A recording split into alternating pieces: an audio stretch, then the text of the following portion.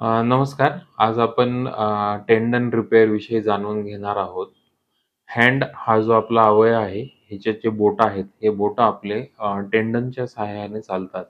त्याच्यामुळे जेव्हा कधी हाताला मार लागतो, तर टेंडन म्हणजे जे बोट मूव्ह करणारा जो स्ट्रक्चर असतो, तो डॅमेज होऊ शकतो किंवा तुटू शकतो. आज ज्या पेशंटचा रिव्ह्यू मी तुम्हाला दाखवणार आहे, तो असाच एक माझा पेशंट होता, ज्याला काम करताना काच लागली होती. तो काच लागल्यामुळे जवळच्या हॉस्पिटलमध्ये गेला आणि त्याने तिथे फक्त सुचर करून घेतले. पण त्यांना हे लक्षात नाही आलं, की खाली टेंडन पण कटली आहेत. त्याच्यामुळे तो नंतर 10 दिवसांनी माझ्याकडे आला. जसं की तुम्ही या व्हिडिओत पाहू शकता, की तो सगळे बोट मूव्ह करू शकतो. फक्त मिडल फिंगर जो आहे तो अजिबात मूव्ह करू शकत नाही. कारण की तिथले जे असणारे 2 टेंडन असतात, ते दोन्ही टेंडन किंवा नसा त्या तुटल्या होत्या. त्याच्यामुळे त्याला ते बोट हलवणं शक्य नव्हतं. त्याच्यानंतर आम्ही त्याची सोनोग्राफी केली. सोनोग्राफीमध्ये आम्हाला असं आढळून आलं, की त्या बोटाला सप्लाय किंवा मूव्ह करणाऱ्या ज्या 2 टेंडन्स आहेत ते कटलेले आहेत. त्याच्यामुळे मी त्याला सर्जरी ॲडवाईस केली आणि त्याच्यानंतर त्याने ती सर्जरी मान्य केली आणि जेव्हा आम्ही ऑपरेशन चालू केलं, तेव्हा आम्हाला लक्षात आलं, की जसं सोनोग्राफी रिपोर्टमध्ये दोन्ही टेंडन कटले होते, तसेच आम्हाला ऑपरेशनच्या वेळेस सुद्धा आढळून आले. जी दोन्ही जे नसा आहेत त्या कटलेल्या आहेत आणि त्याच्यामुळे त्याचं बोट चालत नव्हतं. मग त्याच्यानंतर आम्ही त्याचे जे टेंडन आहेत ते चांगल्या सुचरने जे की इथिबॉन्ड किंवा प्रोलिन सुचर असतात त्याच्याने आम्ही ते रिपेअर केलं आणि ते चांगल्या प्रकारे टाईट रिपेअर केलं. ह्याच्यात आम्ही दोन्ही टेंडन रिपेअर केले. एकाचं नाव असतं एफ-डी-पी आणि दुसऱ्याचं नाव असतं एफ-डी-एस. त्याच्यामुळे त्याला जो रिपेअर झाला तो एकदम स्ट्राँग झाला आणि त्याच्यामुळे भविष्यात त्याचा हात जो आहे बोट जो आहे तो एकदम चांगल्या प्रकारे चालणार आहे. आता ह्याच्यात जेवढं ऑपरेशन महत्त्वाचं आहे, तेवढंच ऑपरेशन नंतर परत रिपीटेडली मला दाखवायला येणं हे सुद्धा महत्त्वाचं आहे आणि हेच काम या पेशंटने एकदम चांगल्या प्रकारे केलं. तो रेग्युलरली आम्हाला दाखवायला येत होता. आमच्या फिजिओथेरपी टीमने सुद्धा त्याची चांगली काळजी घेतली आणि त्याच्यामुळे त्याचा जो फिंगर जो आहे, तो हळू चांगल्या प्रकारे तो मूव्ह आणि काम करायला लागला. जे की आपण ह्या व्हिडिओ रिव्ह्यूमध्ये पाहू शकता.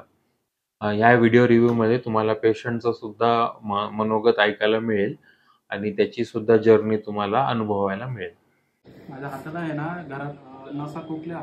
एका डॉक्टरकडे गेलो, त्यांनी डायरेक्ट टाके लावले, पण त्यांनी सांगितलं नाही की असं असं झालं म्हणून. नॉर्मल क्लिनिक होतं. त्यानंतर मग मी भारतीला गेलो. सरांचं सजेशन घेतलं. असे सर म्हणून होते, त्यांनी सांगितलं असं असं झालं तुला, असं असं हे होईल म्हणून. त्यांनी सांगितलं तुझं 2 नसा तुटलेल्या आहेत, तर तुला आहे ना याची प्लास्टिक सर्जरी करणं लागेल. येऊन मग त्यांनी मला सांगितलं आपण ऑपरेशन करू शकतो. मग माझं ऑपरेशन झालं. आता याला मला कंप्लीट दिवस झाले आहेत, 47 दिवस झालेत आता ह्याला. आता रिस्पॉन्स असा चांगला आहे, असं हे नाही असं वाटत नव्हतं. कारण जेव्हा टॅटिंगला झालं का असं वाटतं की माझा हात कामच करत नव्हता टॅटिंगला. त्यानंतर इतका रिस्पॉन्स चांगला भेटलाय मला की आता मी थोडं मुवमेंट करू शकतो हाताचे. पहिले मी काहीच मुवमेंट करत नव्हतो. ह्या हाताने माझा असंच राहायचं सेम.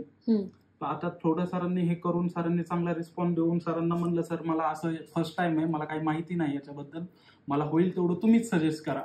मग सरांनी मला त्याच्याकडेच हे करून मग आता हे झालं. आता फिजिओथेरपीची घेण्याची तयारी सांगितलेली आहे सरांनी की आता तू करू शकतो म्हणून. हे आता तुला काही जास्त प्रॉब्लेम येणार नाही. थँक्यू.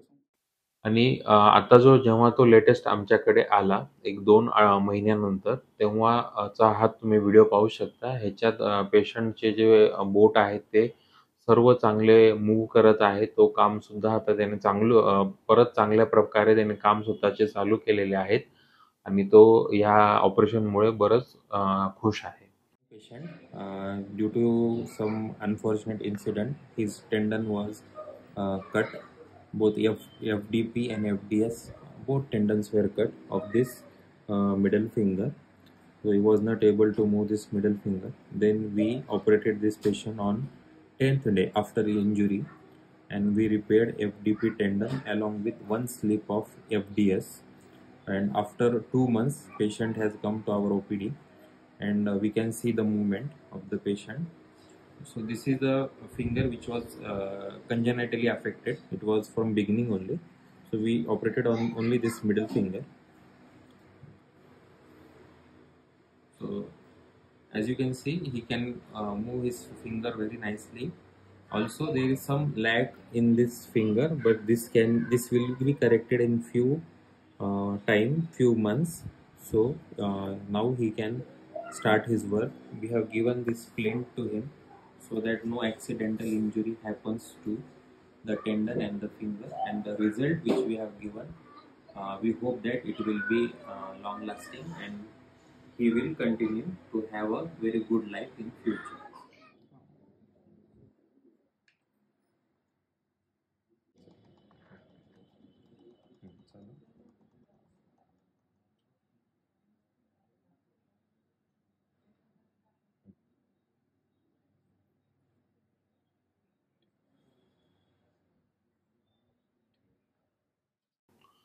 हँड सर्जरी ही एक फारच नाजूक आणि गुंतागुंतीची सर्जरी असते, जे की हँड सर्जन आणि प्लास्टिक सर्जन खूप चांगल्या प्रकारे करू शकतात. त्याच्यामुळे जेव्हाही आपल्याला हाताला मार लागला किंवा हाताचा मार थोडासा तुम्हाला डीप आहे असं जाणवत असेल, तर तुम्ही लवकरात लवकर जवळच्या प्लास्टिक सर्जनला कॉन्टॅक्ट करणं फार गरजेचं आहे. जेणेकरून तो काही टेंडन किंवा रक्ताच्या व्हेसल्स काही डॅमेज झाल्या आहेत का, हे तुम्हाला बघून तो सांगू शकतो आणि तुमचं ट्रीटमेंट हे योग्य प्रकारे होऊ शकते. याच्याशी निगडीत आणखीन काही तुम्हाला माहिती हवी असेल, तर खाली दिलेल्या नंबरवर, WhatsApp नंबरवर आपण आम्हाला मेसेज करा. माझी टीम तुम्हाला रिव्हर्ट बॅक करेल आणि तुम्हाला परत नंतर कॉल करण्यात येईल आणि तुमचे जे काही क्वेशन्स आहे, त्याची उत्तरे आम्ही देण्याचा प्रयत्न करू. असे आणखीन एज्युकेशनल व्हिडिओज पाहण्यासाठी आमचे चॅनल सबस्क्राईब करा. धन्यवाद.